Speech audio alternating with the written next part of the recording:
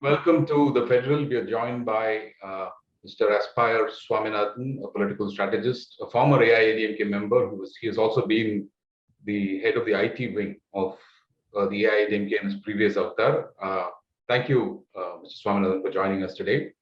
I'll begin by asking what's really current right now with the AIADMK. An audio leak, allegedly the voice of former Minister Ponnaiyan, and he's heard saying in that a lot of internal wranglings that is happening within the AIADMK. Although he's denied it, that conversation has created a lot of ruckus, created a lot of controversies. Do you think, based on what is being said there, and also based on the outcome of these things, do you think AIADMK right now is at its weakest ebb? Thanks, Prem, for having invited me over to this show. It's a great pleasure to be a part of the Federal. In fact, this is the first interview that I'm doing with the Federal. I'm pretty happy about it.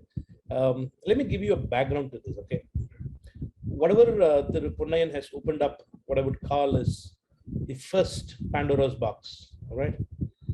There are more skeletons back there, and you can keep seeing one after the other coming out in the subsequent weeks that are to follow. The AIADMK has not been in its best form right from the day they lost their beloved leader, our honorable former Chief Minister Jayalalithaa. All right, there have been a lot of issues with respect to leadership.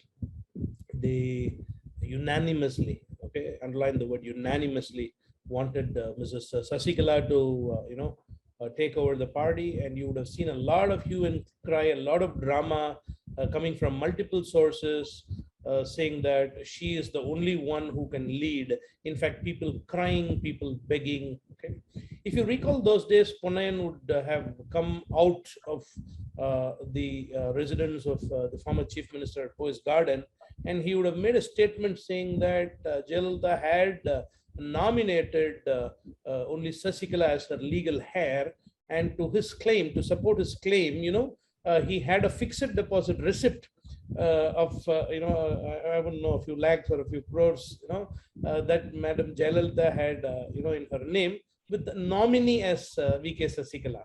He said that the moment somebody is a nominee in a bank FD, that means they are the legal heir. Okay, Ponnaiyan was the law minister, ironically, all right, and the finance minister as well of this same state. And he making such a statement saying that, so thereby Madam Jayalalithaa has declared Sasikala, as the legal heir, and she has to take over the reins of the party and rule Tamil Nadu. Okay. But unfortunately, the tempo, okay, the sentiment of the people of Tamil Nadu at that time, when it was hardly a month that the former chief minister had just passed away, and didn't leave a very good taste, these acts. All right. Then we saw OPS moving out. We saw Madam Sasikala and co going in to Bangalore, and a lot of events. OPS then started something called a Dharma Yuddham. Okay. And then we saw both the factions, where the whole party was functioning under the de facto leadership of TTV Dinakaran. TTV wanted to contest an election in RK Nagar, become an MLA, and become the CM. By then, Edapadi ensured that Mr. Pallanisammy ensured that TTV, Sasikala, all of them were out of the party. I'm just trying to build context to this to say that the quagmire that we are seeing is not what has happened with just an audio conversation, a telephonic conversation that has happened yesterday, day before, that has come to the eyes of the media. But there has been a lot of smoke under the surface. Okay, rather I wouldn't even say, there have been a lot of fire under the surface, even after the so-called union of the OPS and EPS camps. To cut a long story short, because I was very closely working with the OPS camp, right from day one, right from the day he went into the samadhi of the former Chief Minister Jayalalithaa, and he started this Dharma Yuddham. I've been there with him, done it, and I've seen the entire the OPS wave. He was only called OP in the garden circles. He was called Panir Selvam in the common circles. The brand OPS was something that was coined by me at that point of time. And just to help you recall that, all these started as early as 2017 August. There were a lot of promises, or rather mutual agreements, that were made between both the camps prior to the union. All right, based on trust that yes, these would be kept up, the union happened. The moment that happened, both parties went ahead and said we are together, and now allot the 2 leaves symbol to us, which was frozen almost 6, 7, 8 months prior to that. Once that happened, even then the 2 leaf symbol was given to the camp headed by Madhusudan, OPS and others, in which the Edappadi K Palaniswamy and others implemented themselves. All right. So given this particular background, a problem started from then. OPS, as he is known today popularly, okay, for the man that he is, okay, I use this phrase in Tamil, okay. OPS in Purumayai Parthu, Purumaye Ilandu Vidum, okay, for the kind of patience that he, takes, for the kind of, anything anybody does, he wouldn't get aggravated, he wouldn't get aggressive. He would say, chalo, no problem. I do not want to cause any further damage to this party. All right. And he went on and on and on with it, to the extent that he was forced to sign his own brother's dismissal and termination of the party. All right. Having said all this, prior to election itself, I sensed that, in management, being a management student myself, I believe in one fundamental principles of management as put down by Henry Fayol. He says there has to be something called the unity of command. Okay. Down the line in an organization, people need to know whose command do I follow. All right. Who sets the direction? What is the leader's or the organization's strategic intent? I started realizing this wasn't there anymore, because each of them were pulling the cart to their own side, to their own destinations. So early June 2021, I said it's enough. I decided to quit the AIADMK, even from its primary membership, citing on public domain that the AIADMK lacks vision, lacks leadership, lacks direction, and there is no value for skill anymore. That's probably exactly 1 year before this whole thing is unfolded. Exactly a year. And within a year, you see that the AIADMK is what it is today. So to answer your question, it's not just about yesterday's audio call. It's been there. I get it. So the point is, you started answering with Ponnaiyan at the center of it. And that my next question is really about that. Interestingly, it was the former AIADMK Minister Ponnaiyan who recently had, in an open forum, in an AIADMK official meeting, said that the BJP is piggybacking on the AIADMK. That whole thing stirred a hornet's nest. And there was a lot of controversy around his statement. People tried to follow up on it, because this was the first time AIADMK was bringing BJP into the context of the state's politics. Do you see the BJP's hand in all this? Because it's, again, this time around, it's the same Mr. Ponnaiyan who's brought about this issue. Although he has denied it, we have to say that on record, he has denied it. But that issue is come back to talk about now. So do you see the BJP's hand behind all this? There are two parts to your question. Part one, you're talking about the controversy that Ponnaiyan brought about with respect to the BJP alliance. Ponnaiyan and controversies are, co-joint twins. Okay, wherever there is Ponnaiyan, there's always a controversy. But this particular controversy, I don't think he is the karta or the karyakarta of the the controversy. He has been encouraged, or he has been instigated to initiate something like that, so that whoever instigated would know what the BJP's response to that is. All right.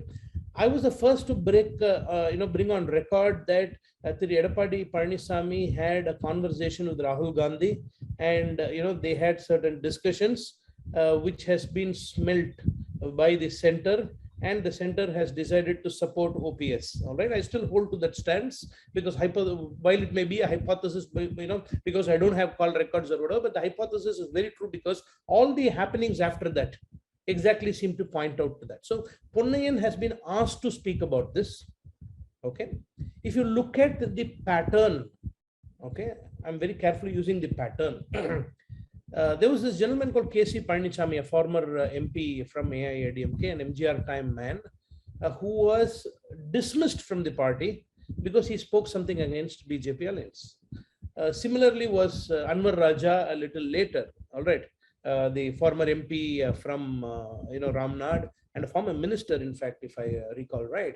And all these people, they just spoke something light about how BJP is a baggage to AIADMK and how we must sever the ties. All right, the prize that they got, okay, was having been to have been terminated from the party and not even suspended. Okay, DMK uses the act of suspending somebody temporarily. Okay, but here it is permanent termination, and you're not supposed to have any contact, any touch with them. All right, so these two were done.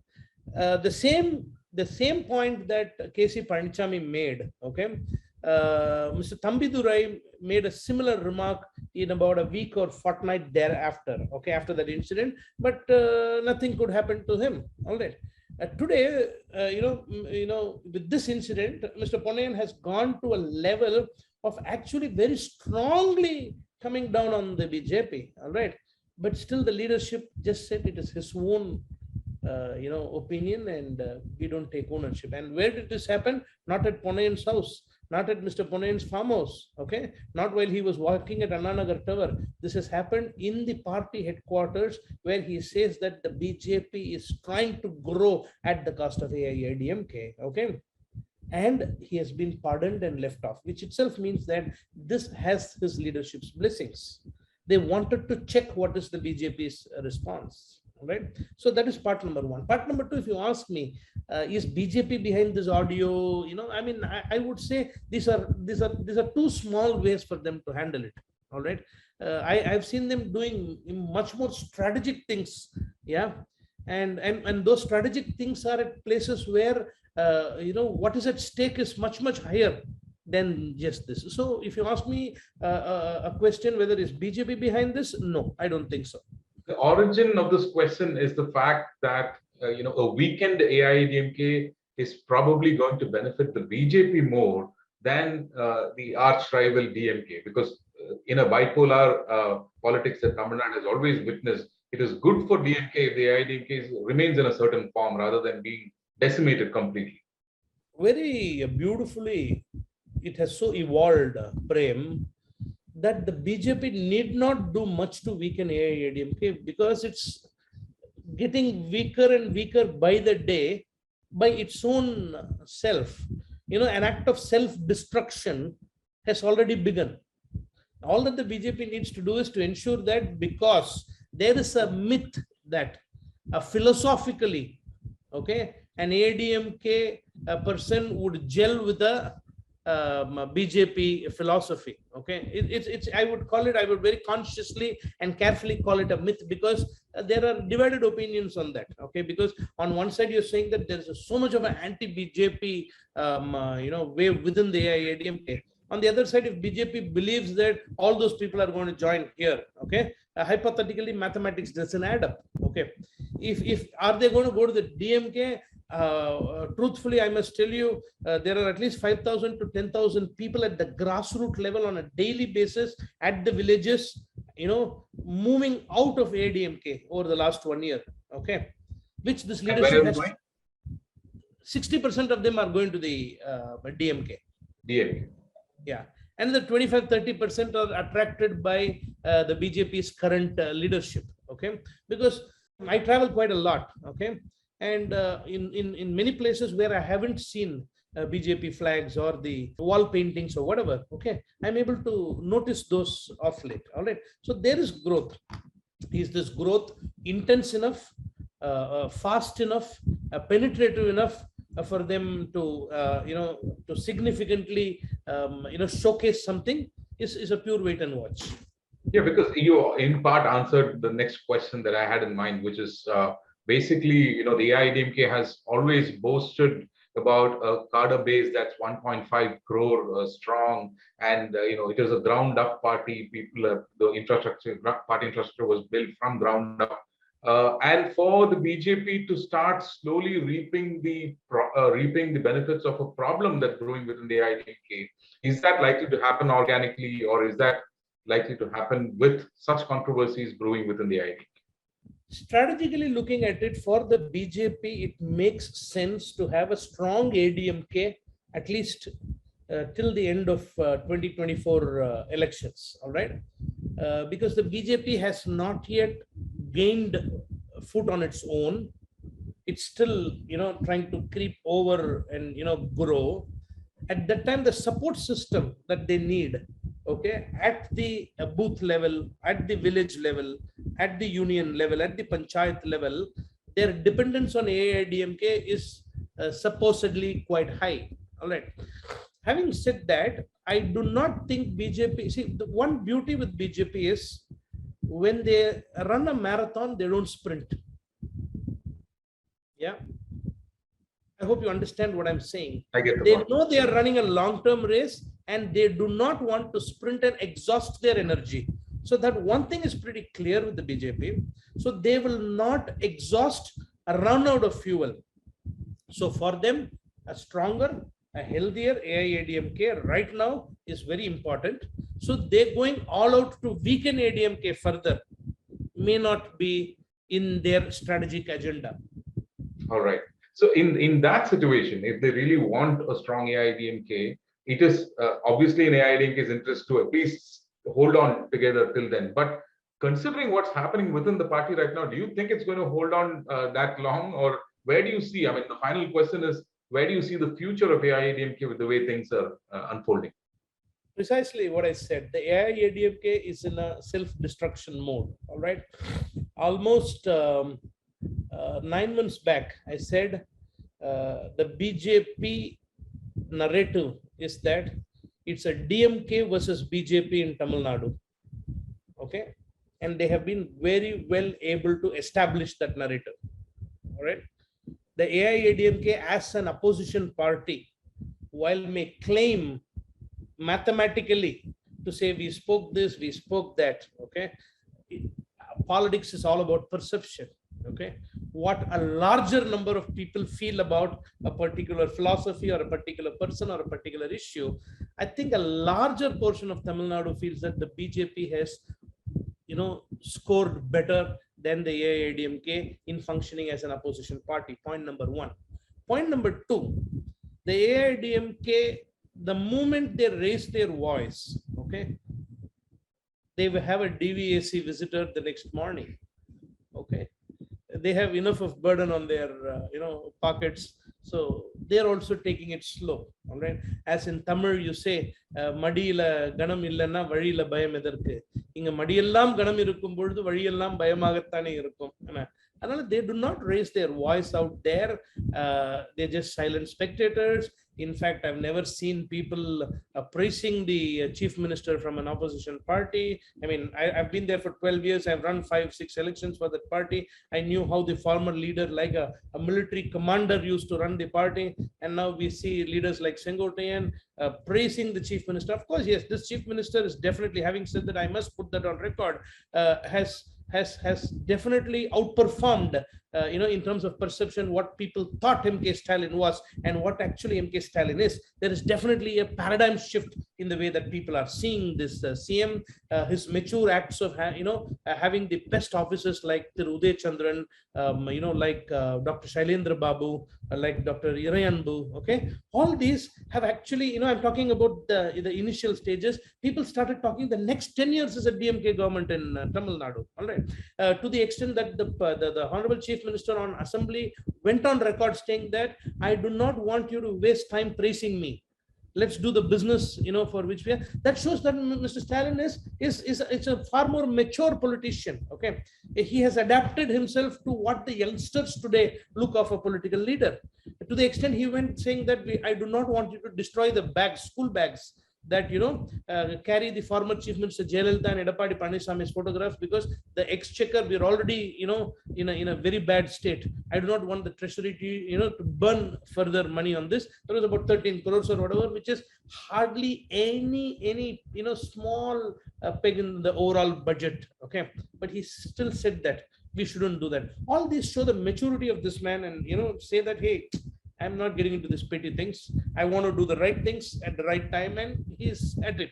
All these have made, on one side, his image build up, on the other side, BJP's aggressive action and the AIADMK silence and indecision within the AIADMK on what to do with respect to an issue because of the dual leadership. All these have collectively contributed to the current state of affairs in Tamil Nadu.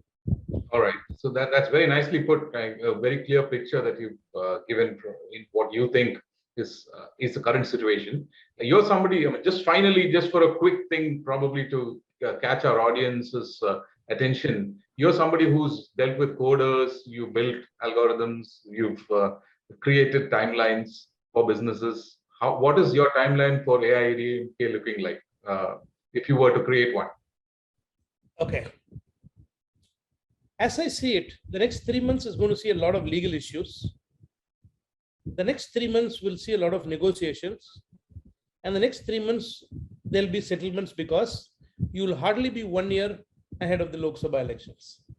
And in the larger interest, the BJP would definitely want to play a big brother role, okay, a friendly advisory role to ensure that the AIADMK is consolidated, because both for DMK and BJP, a strong ADMK in Tamil Nadu is important. Yeah, from their own respective points of view. All right. The BJP will not want, the BJP would say, come what may, it's between us. Okay. The BJP would say, unless there's a stronger ADMK, I can't grow. All right. So for both of them, currently, they cannot do away with the AIADMK. So together, the entire system will evolve to ensure that there is a consolidation happening. Okay. Unless I was hearing some journalists saying, they're going to split Tamil Nadu into 2 or 3. Then one becomes an OPS ADMK for the south and a central Sasikala ADMK for Delta and Kungu ADMK for EPS. I wouldn't know. We got to wait and watch. But otherwise, I'm going to say that it's going to consolidate. But how far and how long will that sustain is $1 million question. We got to wait and watch. All right, wait and watch is your answer. Thank you so much, Mr. Swaminathan, for talking to us and giving some very interesting insights.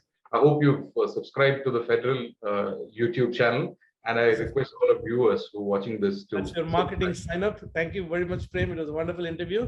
Looking forward to more. Thank you.